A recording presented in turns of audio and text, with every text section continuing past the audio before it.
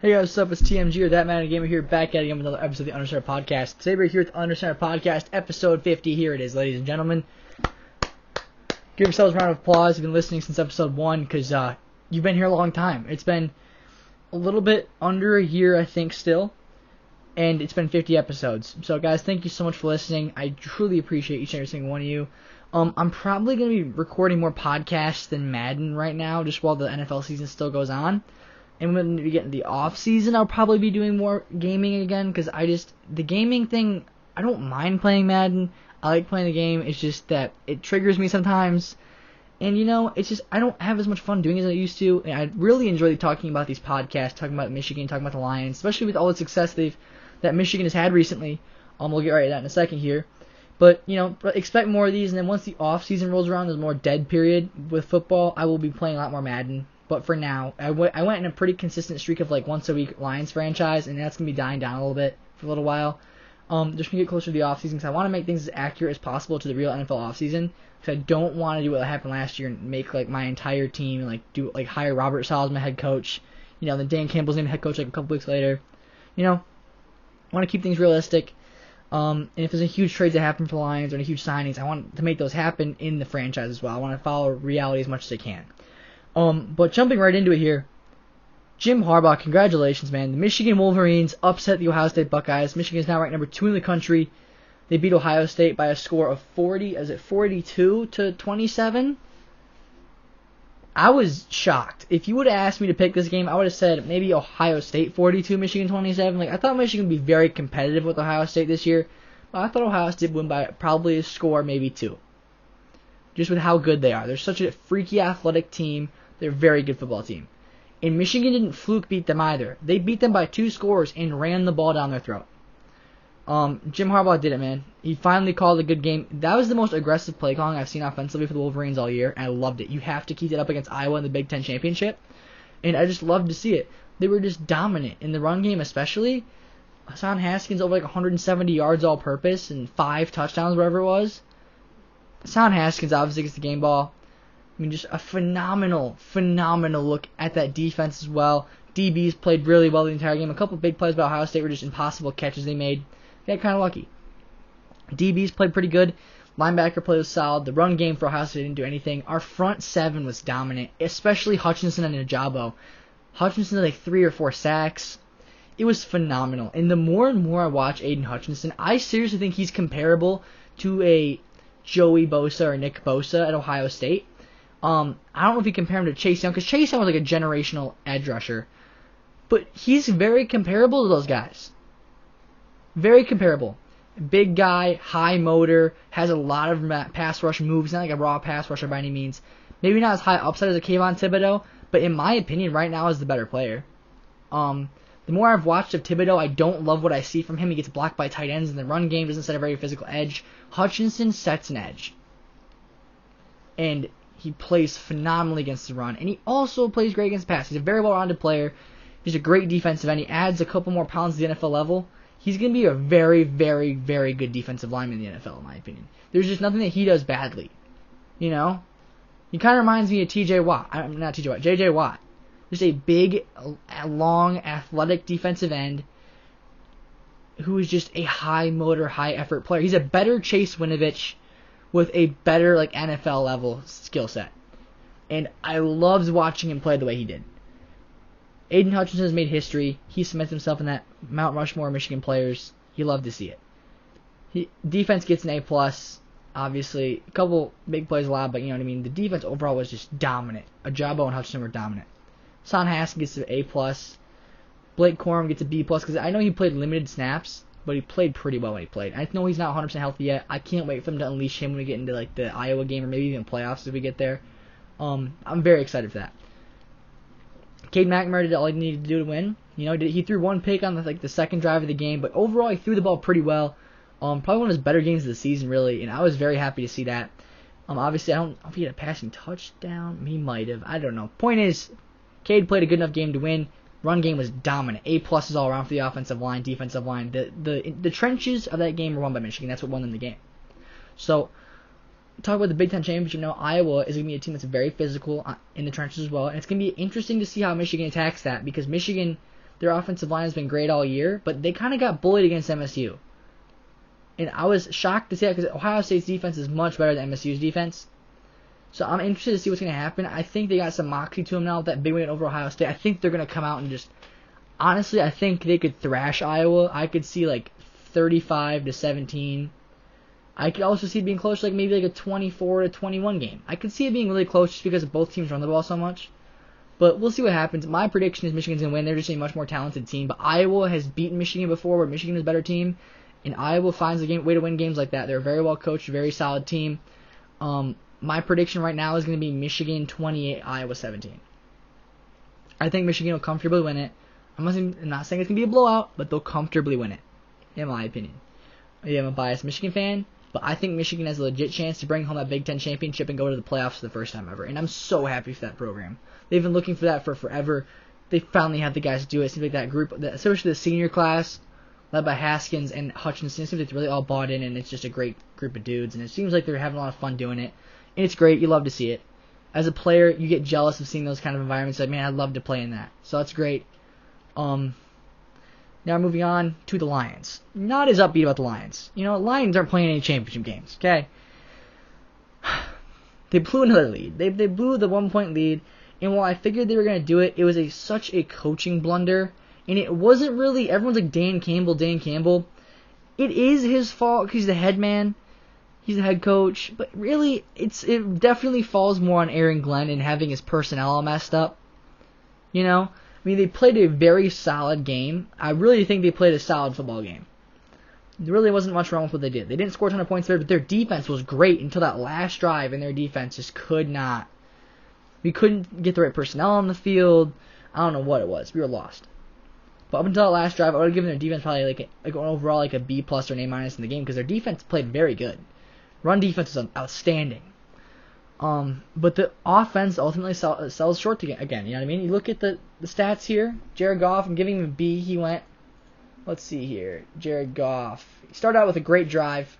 He went 21-25, 171 yards, 2 touchdowns, no picks. Very efficient. Didn't push the ball downfield enough. He had that one deep throw to Josh Reynolds, which was a very good throw. And, you'd think they would be trying to push the ball downfield more after that great success they had on the first drive. After that, he just really averaged, less than 10 yards an attempt. So he was checked down Charlie all the rest of the game, which is really annoying to see because you can live with that if DeAndre Swift has a great game. Swift had 3 carries for 0 yards. Swift got hurt early with a shoulder injury. They say he's day-to-day. I wouldn't rush him back at all. But it brings up concern about his durability again because he hasn't played a full season in the NFL yet without missing games. Obviously it's the second season, and really I don't think it's a super serious injury. And with how much they ran in the last couple of weeks, I kind of called this.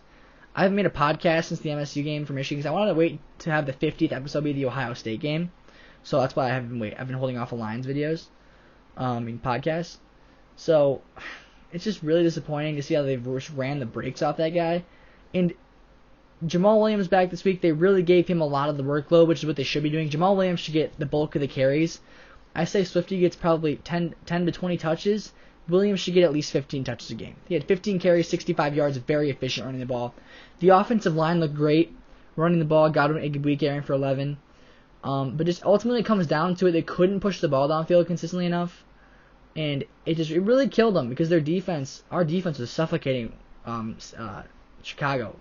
Felt like we couldn't generate much pass rush till the end of the game. We got a couple of huge stops at the end of the game, and the offense never did anything with it. Jared Goff looked average. He was very efficient, but he just isn't playing at the level we need him to play at. He's playing an efficient game manager role, and with how bad our team is, you really can't game manage. So I think that's the best way of explaining it. If he was playing on a better team, that would be a fine game because if you have a better team around you, you probably turn that 171 into 220, 250. And maybe one more touchdown, and you probably have a better run game. I don't know, but you say that. It was such a close game the entire time. It's not like they had to abandon the run or anything. Jared Goff, just ultimately, when it came down to it, he really didn't push the ball downfield enough, and it sucks because after that first drive, I had so much hope for this game. I will say, their offense got a lot more creative when they handed the play calling back to Anthony Lynn. I hope they keep it that way.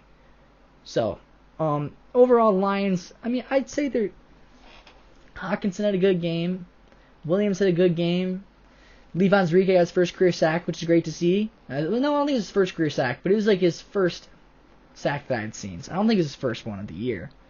But it's good to see guys like him get involved and make plays, because Ali McNeil's looked really good all year in my opinion, but Levi's been kind of inconsistent.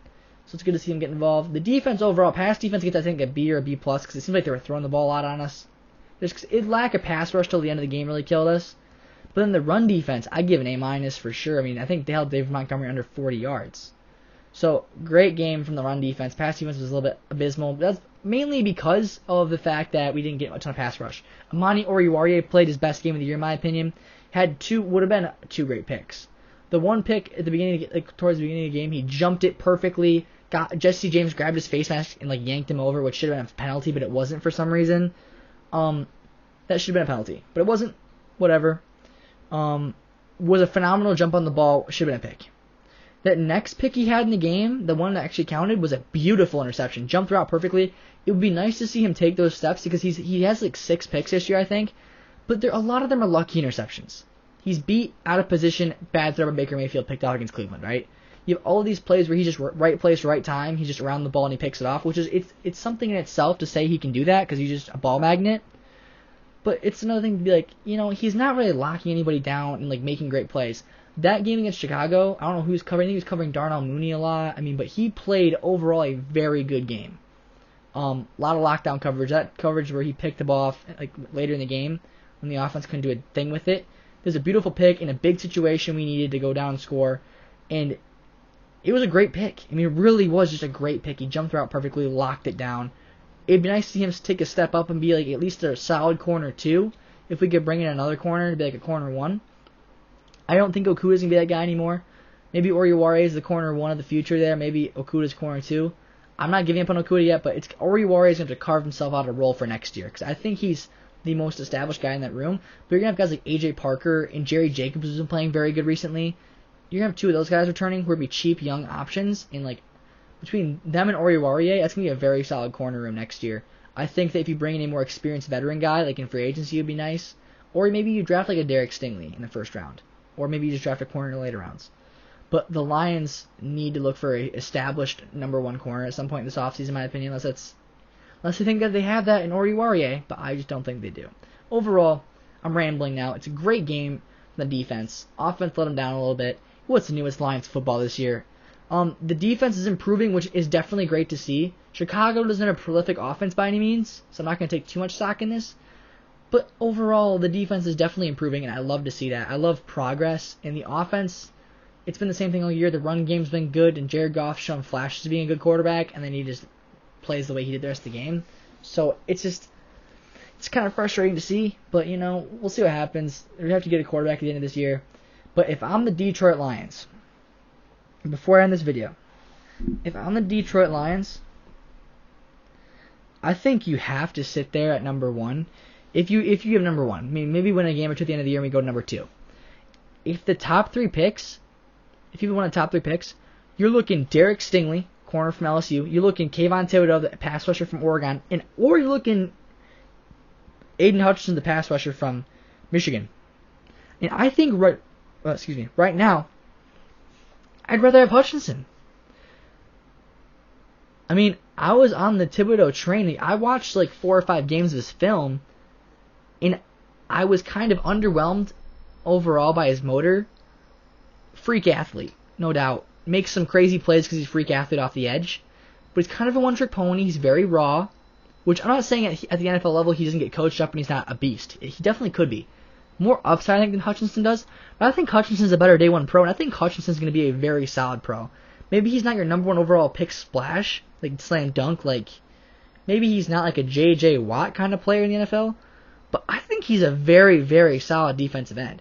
You can't ask for a better skill set playing against Big Ten tackles every week. He played against 2 very good tackles for Ohio State and made both of them look silly.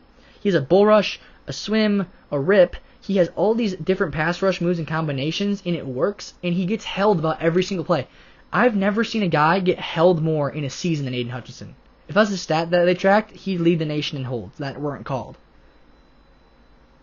He's a dominant player. He's a guy that I never saw in Kayvon Thibodeau. I never saw teams have to triple team him to block him. Aidan Hutchinson would get a tackle, a tight end, and a running back, and he'd still get a sack. I've never seen a guy take over like Aidan Hutchinson this year. I mean, I've seen it in the past. I'm talking about like this year pass rushers. The guy from Purdue's solid. Thibodeau's fine. I think he's a little bit overhyped. I think Aidan Hutchinson's better. I'm not being a biased Michigan fan when I say this. I've watched more Hutchinson than I have of, obviously, Thibodeau. I've only watched 5 games. Thibodeau, I watched the whole season of Hutchinson, last year and the year before. But Hutchinson every single year has gotten a lot better, and this year he's just been dominant. Like, I think if Chase Young was in the Heisman that year, Hutchinson could be on the Heisman ballot this year. Because you didn't have a game like where Chase Young got shut down by Rashawn Slater. He didn't have a game like that this year. There wasn't a single tackle that really shut him down. Even if he wasn't getting sacks, he was getting immense pressure on the quarterback. He made every single quarterback aware of where he was in the field. And it was great to watch. One of the best defensive players in Michigan history. If I'm the Lions sitting there at 1, I really do a hard think about taking Aidan Hutchinson at number 1 overall. I really do.